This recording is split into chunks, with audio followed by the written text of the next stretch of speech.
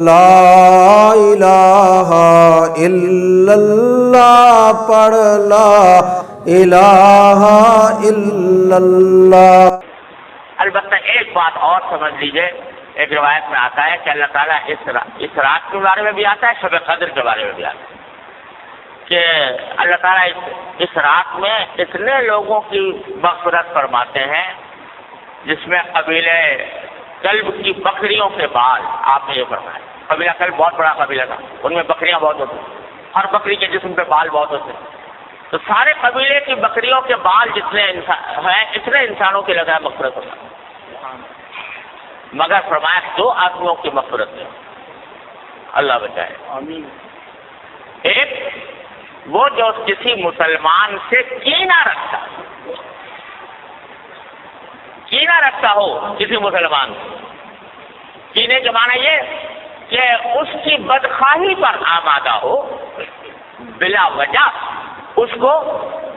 برا سمجھ کر اس کو تکلیف پہنچانے اور اس کو ذلیل کرنے کی فکر میں رہتا ہو، اللہ بچائے۔ ایک تو اس سے گناہ معاف نہیں ہوتا اس رات، اور ایک فرمایا وہ جو اپنے پاجامہ، شلوار، پتلون جو بھی پہنے ہوئے ہیں اس کو ٹخنوں سے نیچے لٹکائے، اللہ بچائے، تو اس کے بارے میں بھی حدیث میں آتا ہے۔ لہذا اس کا اہتمام کرنا چاہیے، ہمیشہ ہی کرنا چاہیے کہ اللہ تعالیٰ کسی مسلمان کے خلاف دل میں کینہ رکھنے سے محفوظ رکھے۔ ارے بھائی، کوئی اگر کسی سے کوئی غلطی ہوئی ہے تو اس غلطی کا اس سے بتا دو، معاملہ صاف کر لو۔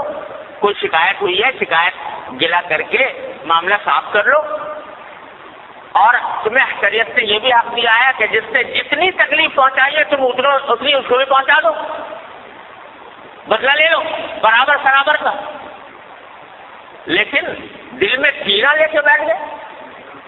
اور اس کو ہر طرح ذلیل کرنے، خوار کرنے، تکلیف پہنچانے، بدخواہی کرنے کی فکر میں لگ گئے،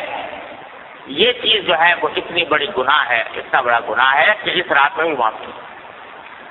اسی طرح یہ بھائی آج کل بہت ابتلا ہے اس میں ٹخنوں سے نیچے لٹکانے کا، اللہ تعالیٰ ہر مسلمان کی حفاظت فرمائے۔ یہ حدیث میں فرمایا کہ یہ اصل میں تکبر کی علامت ہے یہ، اور تکبر ایسی چیز ہے جو اللہ تبارک و تعالیٰ تکبر کو کسی قیمت پر برداشت نہیں فرمایا۔ فرمایا الکبریاء ردائی فمن نازعتہ قسمت او کما قال صلی اللہ علیہ وسلم، کہ بڑائی تو میری صفت ہے، میری چادر ہے، جو کوئی مجھ سے اس میں جھگڑنا چاہے گا اس کی گردن توڑ دوں۔ تو تکبر بہت خراب ہے، اور یہ تکبر کے علاوہ اس واسطے اس سے حضور نے منع بھی فرمایا، اور جس جگہ پر خاص طور سے اس کا ذکر فرمایا، اس کا بھی بھائی ہر مسلمان، کیا اس میں فائدہ ہے کہ آدمی لٹکا لے، ٹخنوں کے لیے چلا جائے گا تو کیا فائدہ حاصل ہو جائے گا، کون سی دولت مل جائے گی، کون سی لذت حاصل ہو جائے گی؟ لیکن نبی کریم صلی اللہ علیہ وسلم کے حکم کی مخالفت ہوگی، اتنی بڑی وعید کا سامنا کرنا ہوگا۔ اللہ تبارک و تعالیٰ اپنے فضل و کرم سے، اپنی رحمت سے ہمیں اس رات سے صحیح فائدہ اٹھانے کی توفیق عطا فرمائے،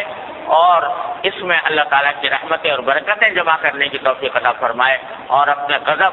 اور اپنی ناراضی کے اسباب سے ہماری حفاظت فرمائے۔